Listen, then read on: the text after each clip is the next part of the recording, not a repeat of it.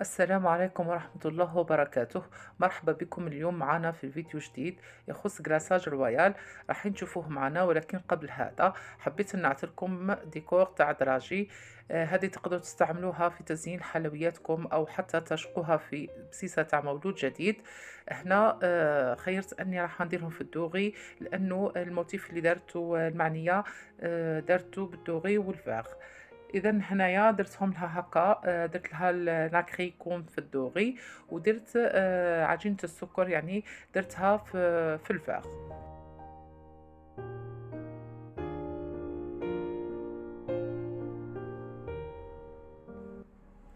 في النهاية كان هذا هو الشكل نتاعهم، جاو ما شاء الله.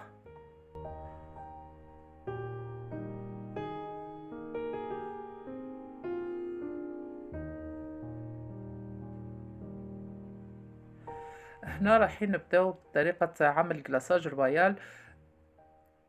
إذا الطريقة شحال يعني من الناس اللي خدمت لهم، وكانوا دايما يقولوا لي نفس الهضرة، يعني أنه الكلاصاج نتاعك يجي ما شاء الله، وما يجيش يابس، ما يجيش الطبقة نتاعو هذيك خشينة.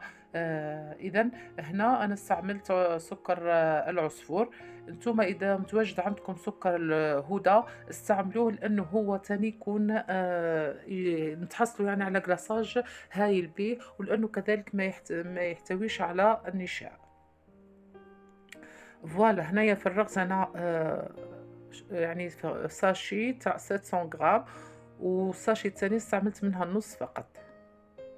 ومن بعد راح نشوف الثقل نتاعو في الأخير كيفاه جا معايا. راح نحطو نغربلو، ومن بعد هذا نبداو الوصفة معكم. إذا هنا كما راكم تشاهدوا استعملت هذه المكونات، هي مكونات بسيطة جدا. هنا رايحين نستعملوا كاس تاع التاي. اولا رايحين نضيفوا كاس تاي تاع الماء، كذلك كاس تاي تاع زيت، وكاس تاي تاع حليب. عندنا هنا عصير ليمون راح نخليه الاخر باه نضيفوه. هنا معانا كولورون في البلون، رايحين نضيفوه كذلك، نضيفو ملعقة ونصف، وهكذا نخلط كل المكونات مع بعضها. بلا ما ننسى راح نقول لكم على ما الزهر هذا، اذا حبيتوا ديروا له كابتور ديكرون. هنا هذا المزهر تاعنا هايل البنات، حبيت نسييه ولقيته مليح، ولا هذا حبيت نفيدكم به. ديروا له كابتور ديكرون. نبداو نخلطوا كامل المكونات عفوا.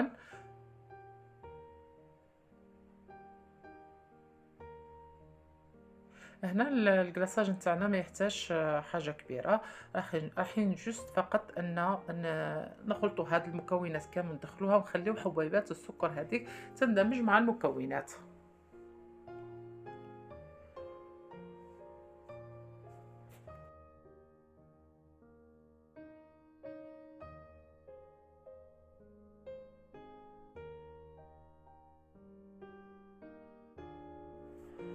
هذا القوام اللي تحصلنا عليه بعد ما حطينا الساشي الاولى.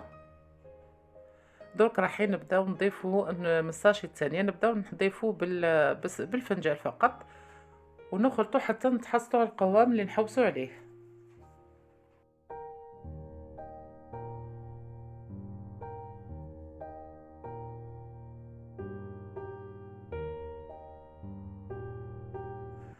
الان البنات رايحين نضيفو قليل من عصير الليمون باه يعطيه ذوق.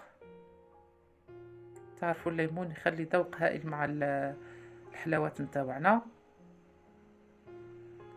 نخلطوه مليح ونخليوه يعني يخليه يشد معنا. راح نشوفوا هذا الكلاصاج اذا لقيناه مازال سايح راح نضيفوا له بعض من السكر غلاسي، وفي الاخير راح تحصلوا على الكلاصاج اللي كنا نهضروا عليه، انه يكون يتقطع معنا هاك كما شفتوا معايا. اذا هذه هي. والان راح نغطيوه فقط. هذه هي طريقة الاحتفاظ به، نحطوه في الثلاجة وإذا حبيتوا تستعملوه في الحلوى يعني في الدقيقات تقدروا تخليوه مدة نصف ساعة. وإذا رايحين تخليوه نقولوا يبات ولا ممكن تخليوه في الثلاجة لمدة ليلة يعني، أو الوقت اللي تحتاجوه باش تخدموا به، يكونوا الفقاعات هذوك خرجوا معنا. راح نخلطوا بالطريقة هذه، وهكذا راح تخرج الفقاعات أكثر وأكثر. رايحين نحتفظوا به، أنا راح نستعمله في الحلوى، راح نخليه لهيه نص ساعة فقط ونستعمله. أنتم إذا مازال الحلوى تاعكم يعني مش واجدة ولا تقدروا تحتفظوا به بالثلاجة ليلة كاملة. ونأكد لكم غطيوها البنات مليح هكا به ما يشكلش معنا هذيك الطبقة اللي تجي من فوق. غطيوه البنات وحطوه بجهة أو في الثلاجة.